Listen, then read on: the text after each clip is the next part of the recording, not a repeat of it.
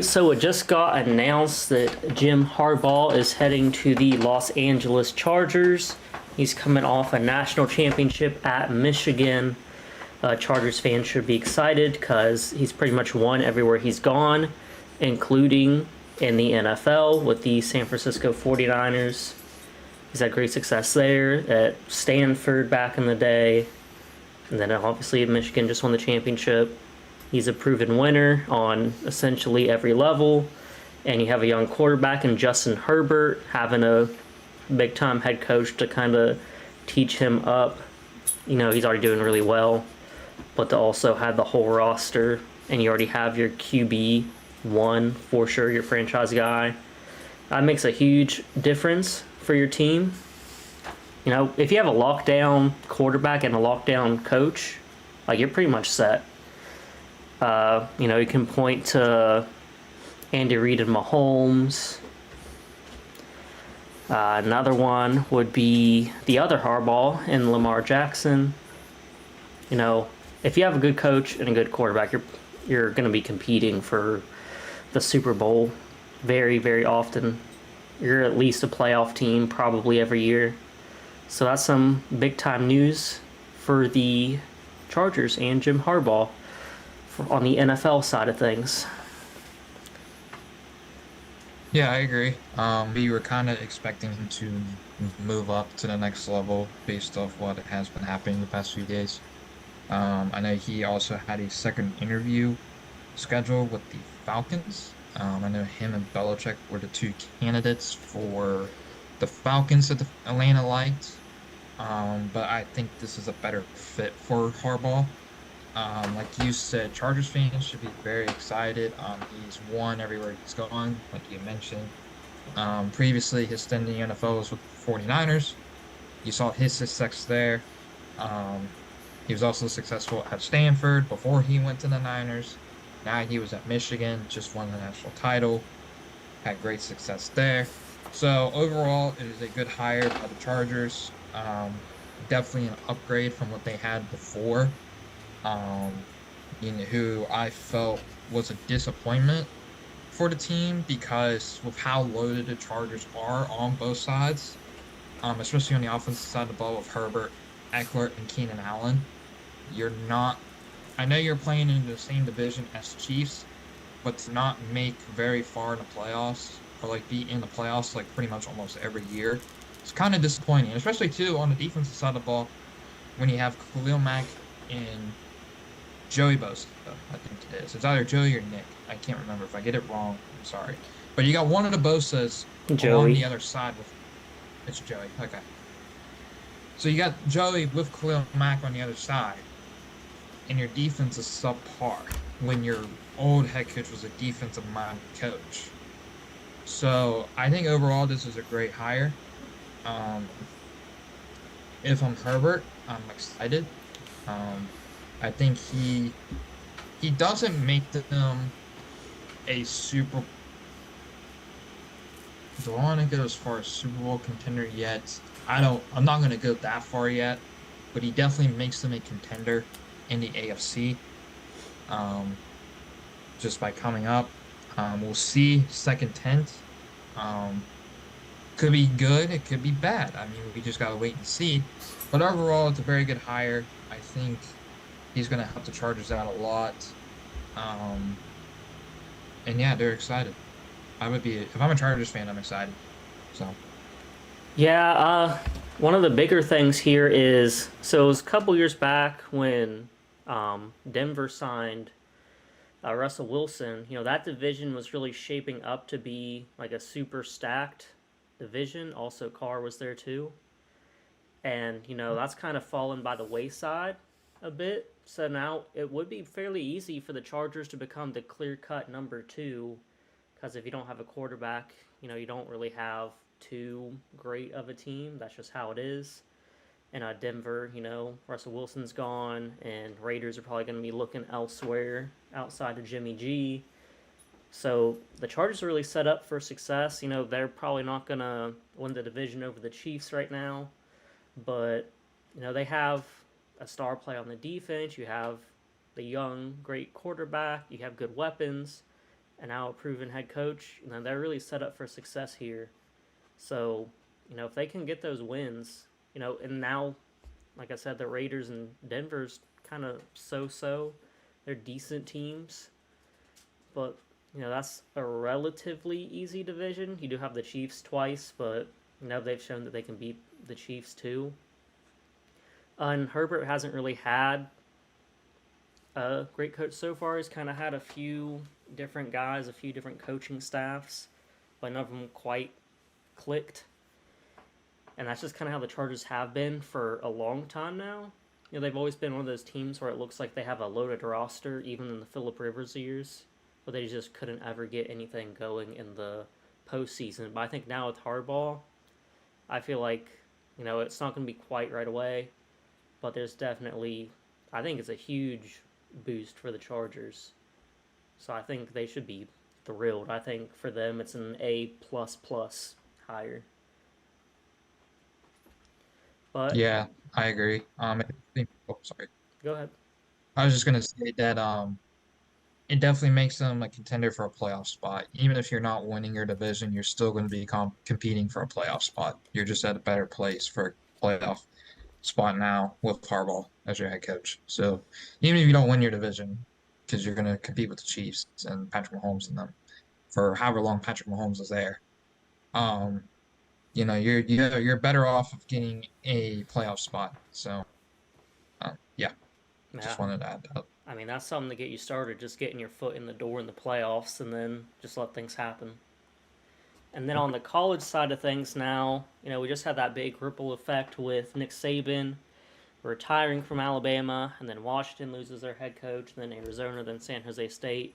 So now I'm probably not going to see that quite same scenario because I think Harbaugh's gone now, but I don't think we're going to see Michigan pull away a big coach from another school. I would say the most likely option here is Sherrone Moore, who was the interim this year, beating Penn State and Ohio State. Harbaugh still had his influences in there, but he wasn't coaching the game himself.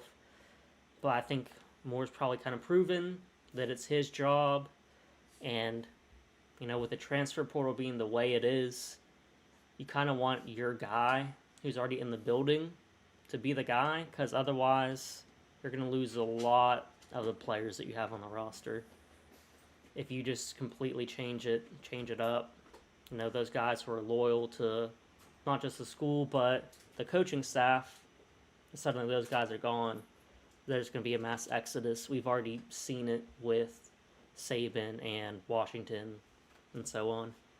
So I think that's the obvious choice. I guess a few other options. They could also look at another spot on the coaching staff. Maybe look towards the defensive side since they were a defensive team this year. But maybe they would look at some guys who are kind of proven elsewhere. Some head coaches that maybe aren't coaching right now. Like your Urban Meyer would be a funny one, but that's not happening. But no, I don't think that's going to happen. I think they're just going to stay home with the guys that they got, but it's still possible, but I think that's what they're going to do. They're going to try and keep this team together as much as possible with the guys who aren't going to the draft. Yeah, so on the college side, it's going to go either two ways. A is going to be just fine by hiring in-house, which, like, I agree with you, is the obvious choice. Or B, it can go south because you go elsewhere, now those players have the opportunity to transfer. Um, so if I am Michigan, I agree. I think the most obvious choice is going Sherrone Moore. He was the intern for the final three games of the year, with two of those games being at Penn State and at home against Ohio State, which probably was your two biggest games of your schedule. And he proved that he could go out there and coach those last three games and win those two big ones, and then get you to the Big Ten title game whenever Harbaugh came back and then coached the rest of the postseason. So I agree. I think it's the obvious choice. You elevate Sherrone Moore, you get everyone together, you keep the team together, and you're just fine. I think even with Harbaugh leaving, they're going to be just fine, um, unless they hire outside of Michigan, which I don't foresee it happening either. But you elevate Jerome Moore, your team is fine. I think Michigan fans are fine. Um, Probably upset because he is leaving because I know they wanted him back. I know Michigan boards and the president were fighting tooth and nail to get a deal done to keep him. They were trying to find clauses to make it work. Um, I know at one point one of the clauses was he wouldn't pursue or think about going to the NFL. So we'll see what the final deal is he got from the Chargers, but obviously it's good to show more. It's like the Raiders, where the Raiders hired Antonio Pierce as their head coach. It was the obvious choice. They went elsewhere. It was dumb. I think it's kind of the same situation here, where you elevate Stroh more. It's the obvious choice. He even proved it for you in the last games of the year, and two of them were the biggest ones, especially the Ohio State one. I mean, the Ohio State one every year is the biggest game on your schedule. So you hire him, you keep the team together, and you're just fine. I think you'll have the same results as you do with Stroh more than if you had Harbaugh. The only thing is you might be losing Jesse Minter, the defensive coordinator. I did see in an article where it is expected for him to go with Harbaugh to the Chargers. We'll see about that. Um, the Harbaugh news is very fresh. It just happened not too long ago, so we're still waiting on the full details. But it could be possible that Minter does join Harbaugh at the Chargers. So you might be looking. If you're Michigan, I'd rather look for a defensive coordinator rather than a head coach. Um, so yeah, that would be the only issue that I could see them facing is without Jesse Minter. But I think if you have Sherm Moore at the helm, you're fine. You'll keep everybody intact. Yeah, the main thing you definitely want is consistency, especially coming off a national championship. You know, a lot of these players and coaches were in the national championship. You're bringing in some new guys too, so um, I think they'll probably still stick around if you hire Sherrod Moore as the head coach. But yeah, like I said, consistency is key. I do think when the transfer portal window now opens because Harbaugh is leaving, I don't expect too many guys to go elsewhere. I think they'll probably put their name out there in the portal to see what kind of offers they can get. But when you know you can win it all at a certain school and you're one of the biggest schools in the Big Ten and the country, it's kind of hard to leave. And I do think if they do try and leave, then Michigan's going to offer them some kind of NIL deal somehow, some way. So I don't think there'll be too much of an exodus. I could see a couple of guys maybe leave, but you know, most for the most part, these rosters are kind of already filled out too, so that hurts them a little less. I mean, you see Alabama. I mean, they're losing tons and tons of players, and you know, I'm not sure that's going to happen with Michigan. So I think they're on the safer side because they're not rebooting their whole coaching staff. And like I said, they're coming off a national championship. I still think they're very well set up next year in the Big Ten. I do think Ohio State and Oregon are going to be some big time powerhouse teams next year. So they'll certainly have some competition in the Big Ten, and also a couple other teams like Penn State and USC, Wisconsin, some other teams that are always pretty solid or consistent. So there's going to be some competition there. But this is a team. It'll be a slight rebuild just because how good all these other teams are going to be. I think in a normal year they would be a lot better off than they are, but I still think they're going to be in contention to be in the Big Ten championship. I'm not sure they hit the mark on that just because there's so many teams that are just so good. But I do think that they would be set up well for the future if they do opt to stick with Moore and this coaching staff and try their best to keep all these guys together. I think they'll be really well set up in the Big Ten. Yeah, I think if the players are gonna leave, I think they'll leave once it opens after spring ball, the transfer portal window. I think that'll be the only time people will leave. I know it is open now for 30 days because Harbaugh's gone. So, like you said, I don't see a big exodus leaving like Alabama had because, I agree with you. Most of these rosters are pretty well full now and rounded. I know Alabama, with the loss that they had, they are recuperating those losses and adding players through the portal. So that's good for them. So I don't, like you said, I don't foresee many people leaving. Um, if they do decide to leave, it'd be after spring ball because they may look out and be like, probably not getting much playing time now, so I'll go elsewhere to get more.